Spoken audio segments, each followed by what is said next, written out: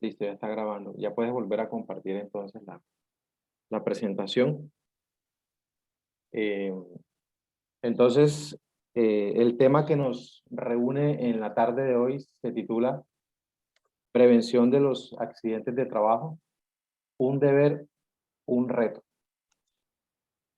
Hoy nos acompaña Adriana Narváez Alvarado, quien es una profesional en el tema de los riesgos de seguridad y salud en el trabajo, precisamente con conocimientos y habilidades para el diseño, ejecución y seguimiento del sistema de gestión, todas las actividades relacionadas con el área y la respectiva normatividad legal vigente. También cumple funciones de auditora en sistemas integrados de gestión con base en las normas ISO 9001, 14001 y 45001. Tiene experiencia diseñando y diligenciando reportes de investigación de accidentes de trabajo, inspección de equipos y áreas, y en general asesoría en prevención de riesgos. Entonces, las dejo con ella. Si tienen alguna pregunta del tema que se está desarrollando, pueden levantar la mano del Zoom o pueden escribir a través del chat, el cual va a estar habilitado para esta sesión. Adelante, Adriana. Gracias, Eric. Y bueno, muy buenas tardes a todos. Me presento nuevamente, aunque Eric ya lo hizo perfectamente. Mi nombre es Adriana Narváez Alvarado y soy profesional en seguridad y salud en el trabajo. Ya el resto se los dijo Eric, pero la idea es que durante esta conferencia web aprendamos cosas que de pronto no sabemos y recordemos aquellas que ya sabemos, pero que en general nos ayudan mucho en nuestra vida laboral y en general también en la vida cotidiana. Entonces, para empezar, quiero hablar de 4 razones por las cuales abordar la prevención de accidentes de trabajo.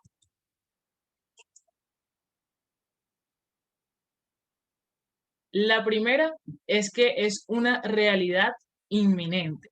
El Consejo Colombiano de la Seguridad eh, para el primer trimestre del 2020 registró 134.929 accidentes de trabajo y para el mismo periodo 92 muertes por causas laborales, de las cuales 91 tienen que ver con un accidente de trabajo y uno con una enfermedad laboral. Es decir, que con una cifra como esta, pues no podemos hacernos los ciegos. La segunda razón es que es una obligación. Y para eso, pues vamos a estar tratando el decreto 1072 del 2015. La tercera es que genera mayor productividad. Entre menos accidentes haya, el tiempo se puede usar generando productividad para la empresa. Y la cuarta es que contribuye en gran manera a una vida satisfactoria. Y lo decimos porque en realidad todos buscamos vivir satisfechos y vivir felices. No es lo mismo un trabajador que ha tenido un accidente a uno que no lo ha tenido, porque seguramente el que lo ha tenido tiene que luchar con las secuelas que ese accidente tan desafortunado dejó en su cuerpo y pues por supuesto en su vida y en la vida de su familia. Entonces, hablando de prevención, entendiendo un poquito la definición, sería anticiparnos a algo negativo y para eso entonces tomamos ciertas medidas que las conocemos comúnmente como medidas preventivas. Ahora, ¿qué sería un accidente de trabajo? La ley 1562 del 2012 la define como todo suceso repentino que sobrevenga por causa o con ocasión del trabajo y que genere en el trabajador una lesión orgánica, una perturbación funcional o psiquiátrica, una invalidez o la muerte. Quiero referirme específicamente a la primera parte donde dice accidente de trabajo, todo suceso repentino por causa o con ocasión del trabajo y hacer una diferencia en esas dos. No es lo mismo un accidente por causa del trabajo a uno con ocasión del trabajo. Y vamos a explicarlo con un ejemplo muy sencillo. Vamos a imaginarnos a un operario de máquina, pero en dos situaciones diferentes. En el primer escenario tenemos al trabajador haciendo sus labores, es decir, operando una máquina y desafortunadamente tuvo una amputación de uno de sus falanges o sus dedos.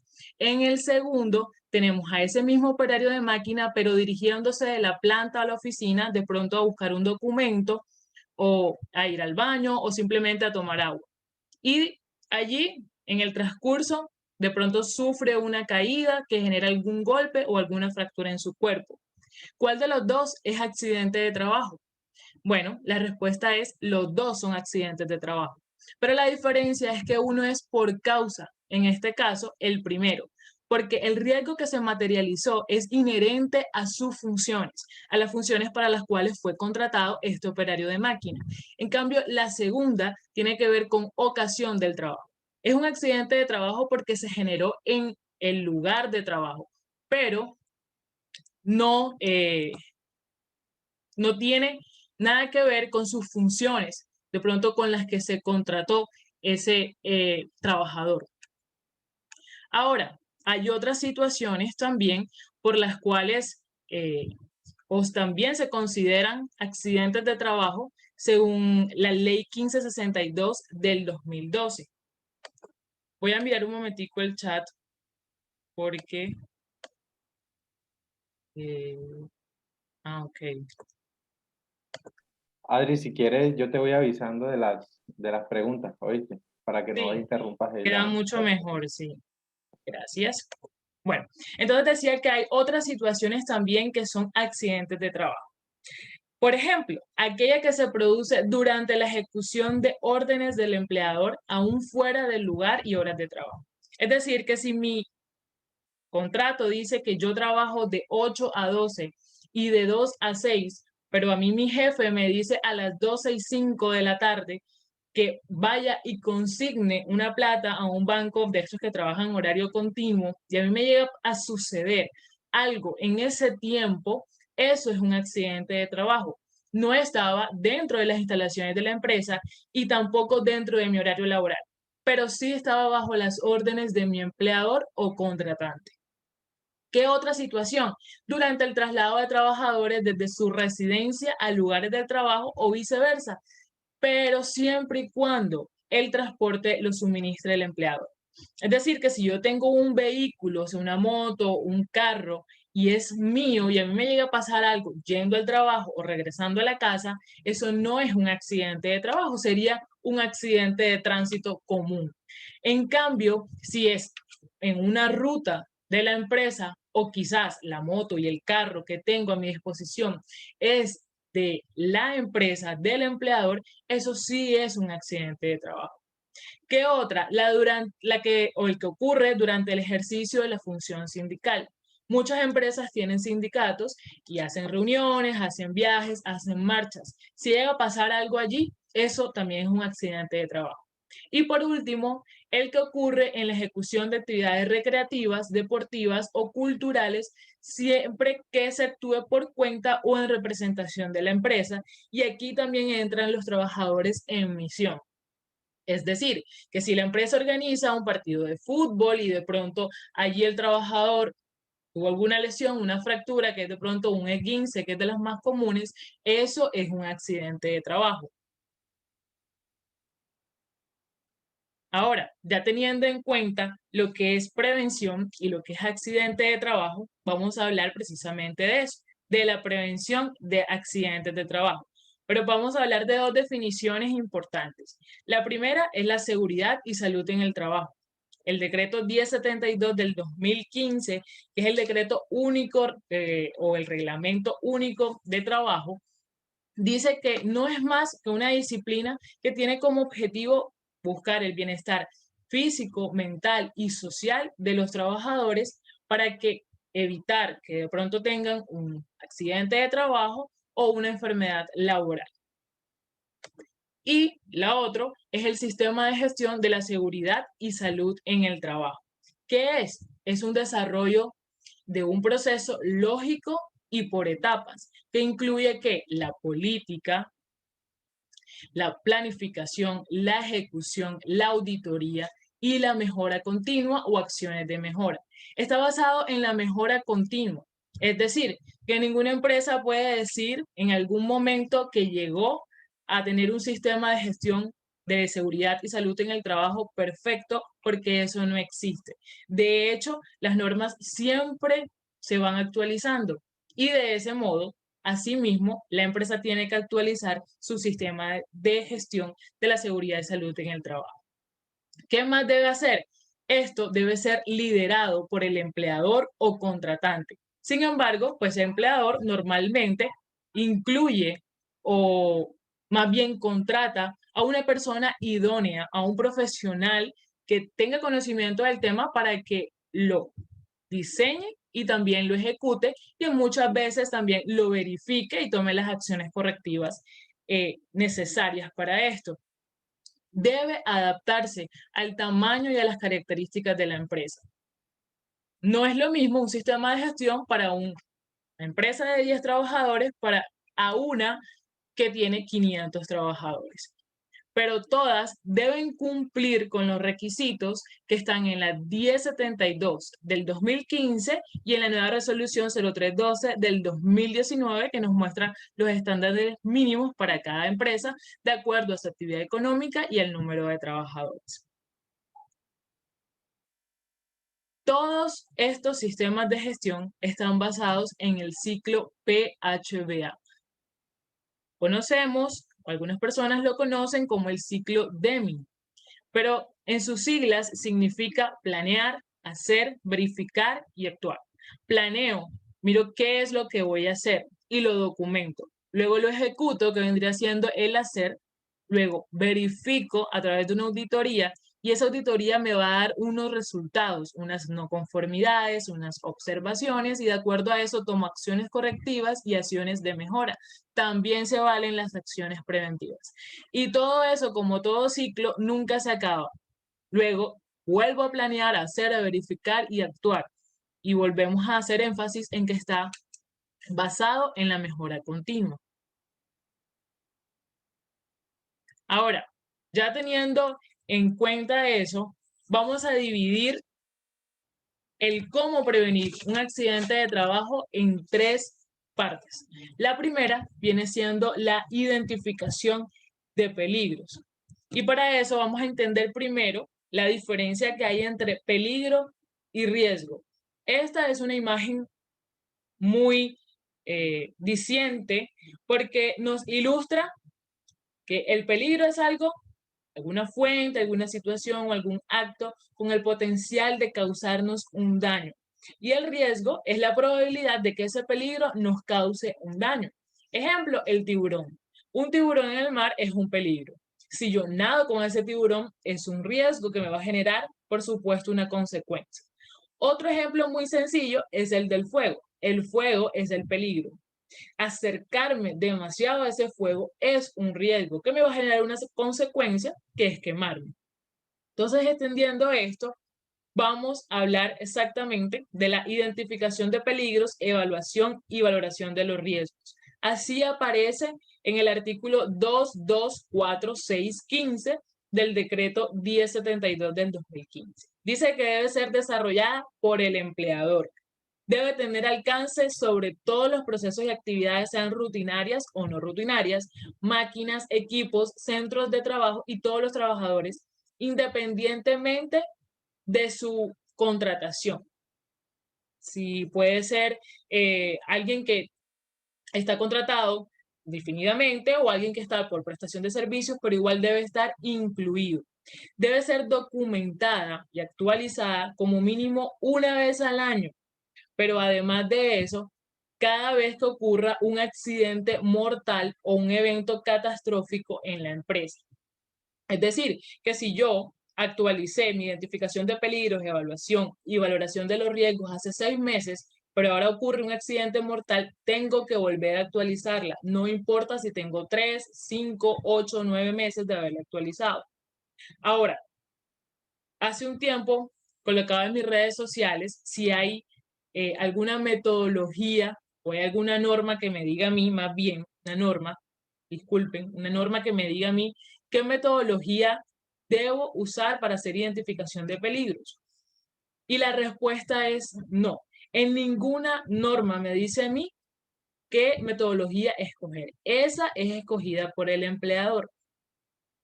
Lo que sí debe cumplir son los requisitos o los criterios que tiene la 1072, como por ejemplo los que acabamos de ver y otros que están en ese artículo y en el siguiente, pero en ninguna parte me dice cómo debo hacerlo.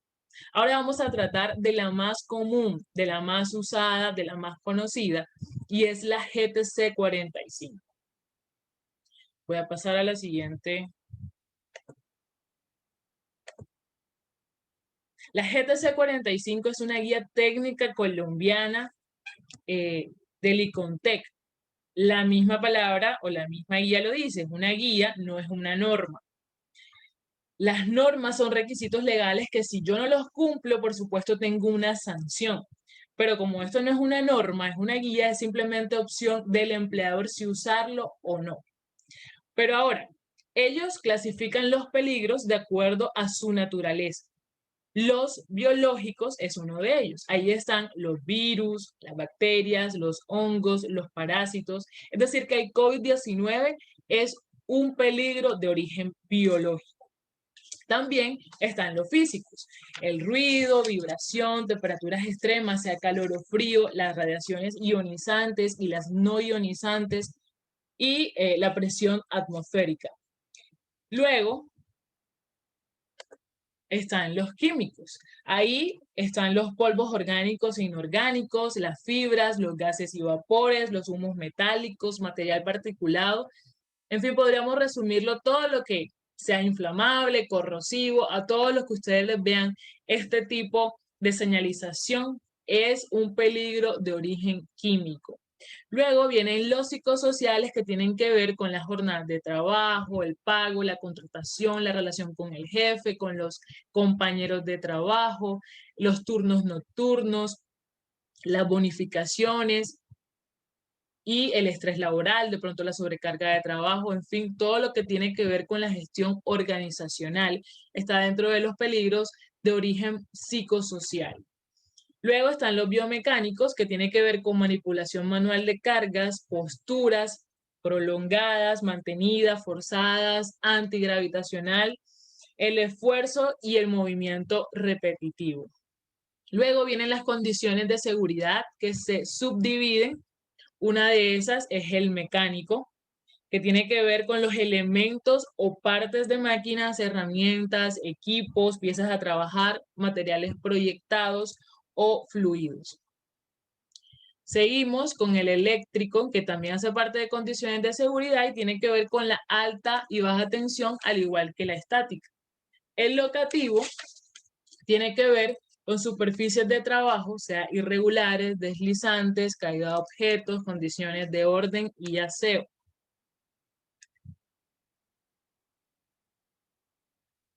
Tecnológico, que tiene que ver con explosiones, derrames e incendios.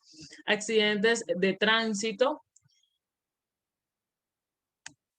El público, que tiene que ver con robos, atracos y temas de orden público. El trabajo en alturas, que también es conocido como una actividad de alto riesgo. Los espacios confinados, que también es una actividad de alto riesgo. Los fenómenos naturales,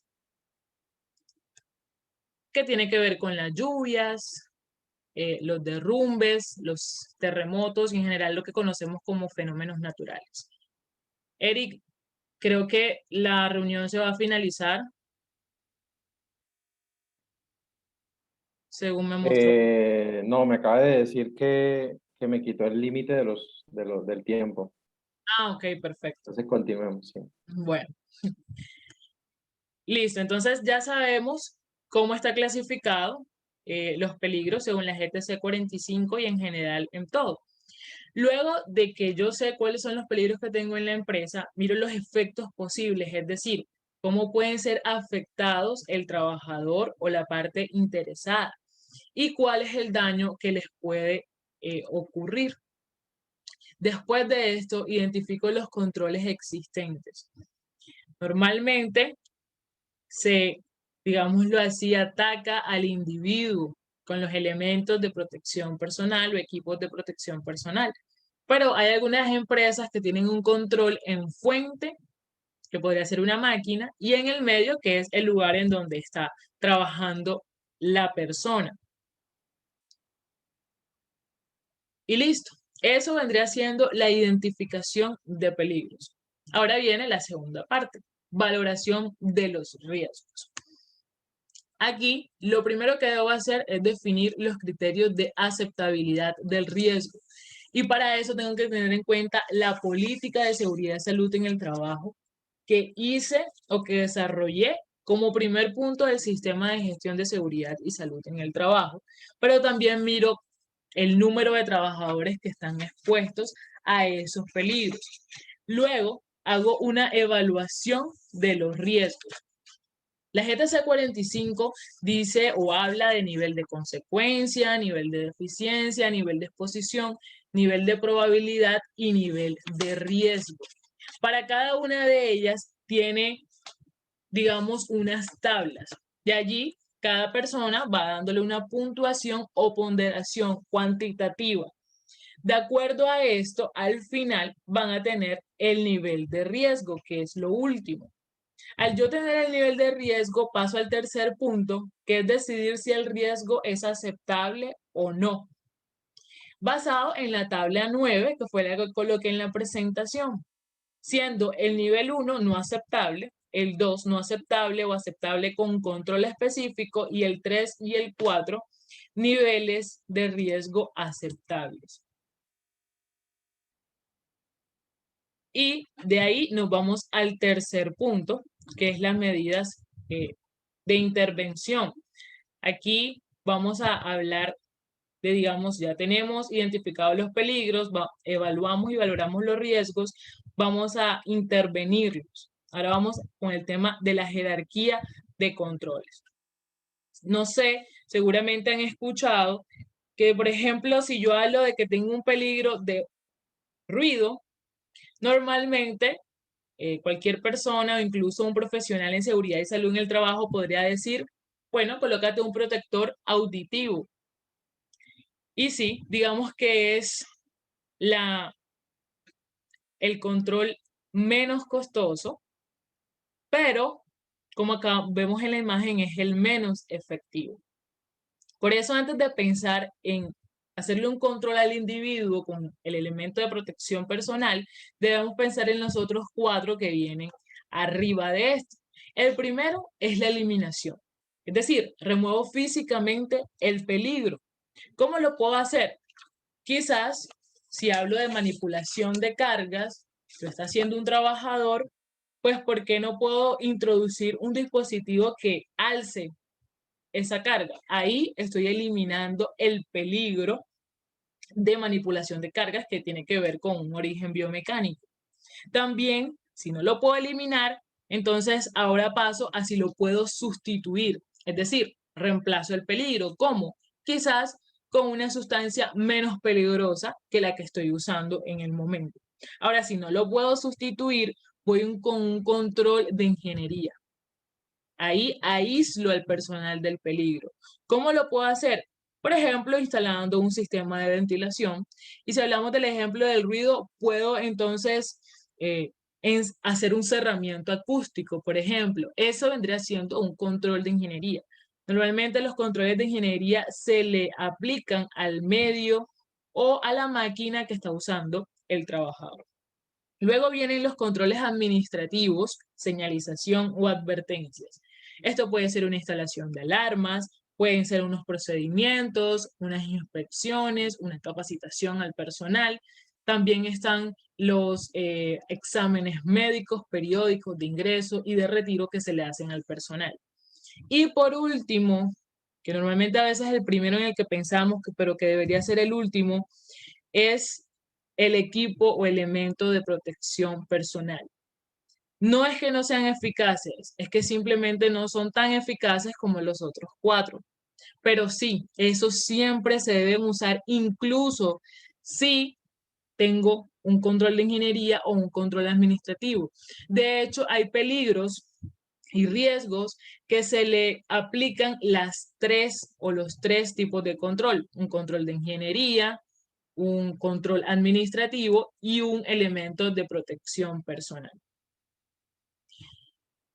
Entonces, aquí hemos hablado de cómo prevenir un accidente de trabajo. Ya sabemos, primero, identificamos el peligro, segundo, valoramos el riesgo, miramos si es aceptable o no, si es aceptable con control específico y al final, entonces, intervenimos el riesgo con un control específico.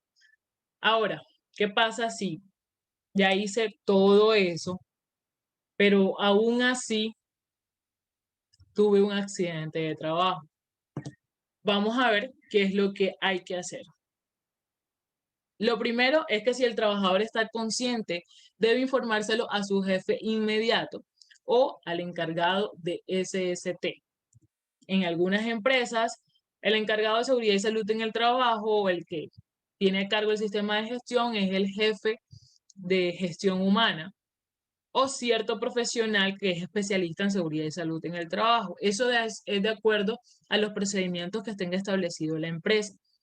Y, pues, por supuesto, si el trabajador no está consciente, pues alguien que lo vea debe informar.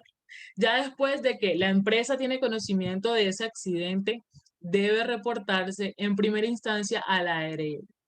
Cada ARL tiene, digamos, sus medios de comunicación o medios en cómo se reporta. Normalmente es por la página web o por una llamada telefónica. En la página web, y normalmente las empresas tienen un usuario, deben llenar el FURAT, que es un formato único de registro de accidentes de trabajo.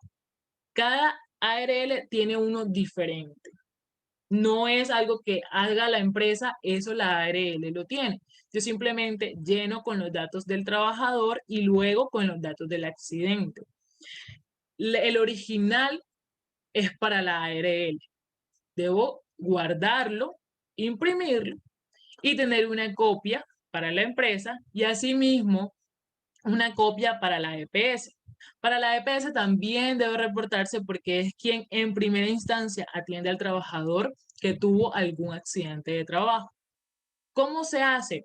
Se envía una carta con los datos del trabajador informando que tuvo un accidente de trabajo y con copia del FURAT. ¿Cuánto tiempo tengo para hacer eso? 2 días hábiles. Es decir, que si el accidente ocurre un domingo, porque hay muchas empresas que trabajan un domingo, pues tengo lunes y martes para hacerlo. Pero si ocurre lunes, tengo solamente el lunes y el martes para hacer ese reporte. Ahora, el reporte de accidentes de trabajo grave o mortal. ¿Qué es un accidente grave? Es aquel que trae como consecuencia una amputación de cualquier segmento corporal.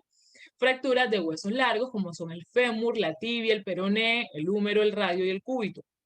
Un trauma craneoencefálico, quemaduras de segundo y tercer grado, lesiones severas de manos, tales como aplastamiento, quemaduras, lesiones severas de columna vertebral con compromiso de la médula espinal y lesiones oculares que comprometan la agudeza o el campo visual o lesiones que comprometan la capacidad auditiva.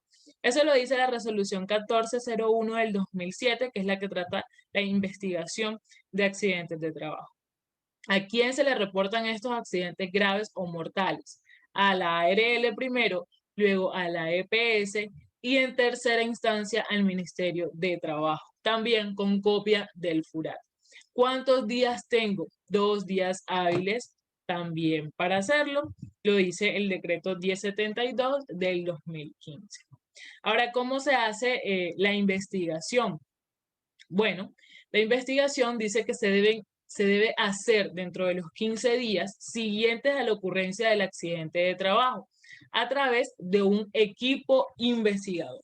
El equipo investigador es el jefe inmediato, el empleador y también el encargado de seguridad y salud en el trabajo.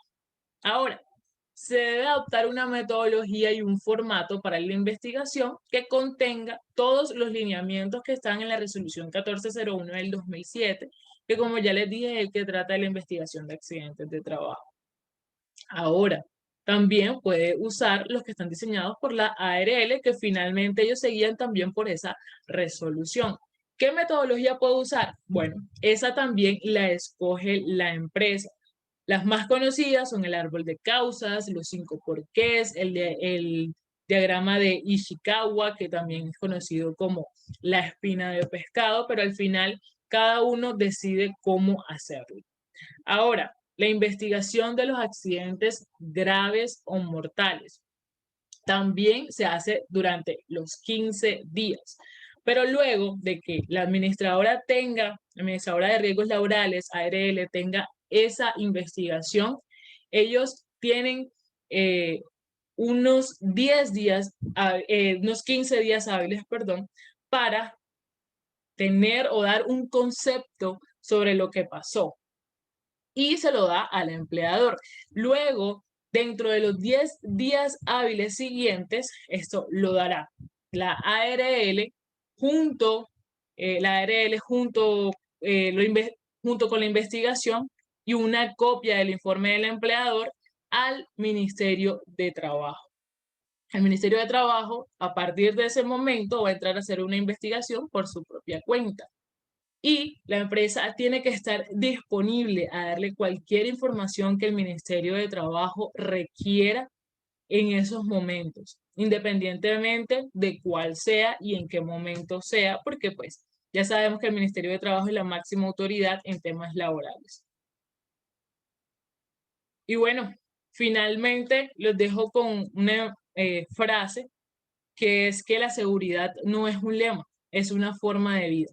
Finalmente, debemos hacer de la seguridad una forma de vida, porque no solamente es que de pronto lo que sepamos o lo que hayamos estudiado o lo que nos hayan capacitado nos quede en la mente, sino que realmente nos autocuidemos y cuidemos a los demás, sobre todo si tenemos esa responsabilidad penal, civil, legal, que tenemos quizás de pronto los que nos dedicamos a eso y de pronto los que no, pero que también podrían sentirse culpables en algún momento si algún compañero hace un acto inseguro y no le decimos nada.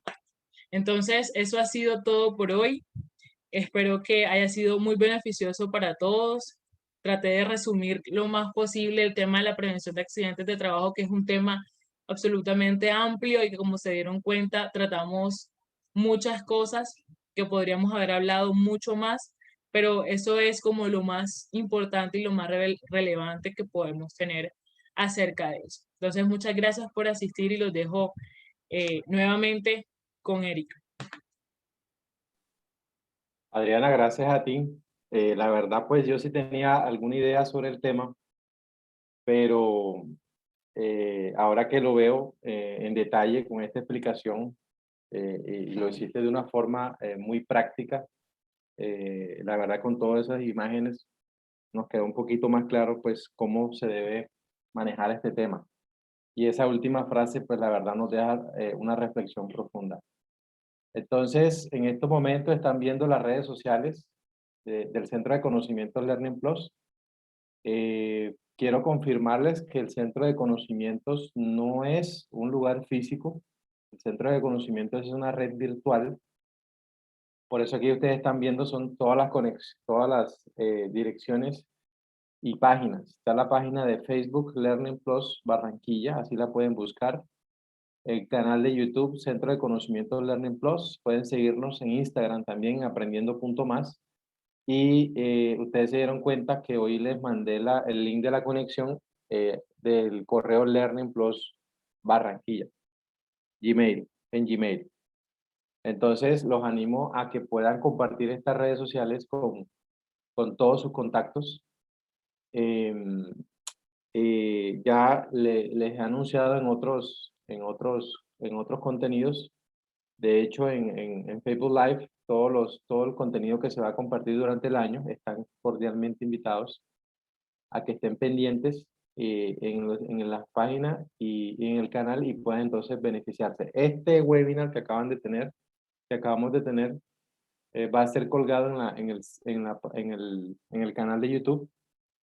Así que para los que tuvieron de pronto inconvenientes con el sonido, pueden suscribirse al canal.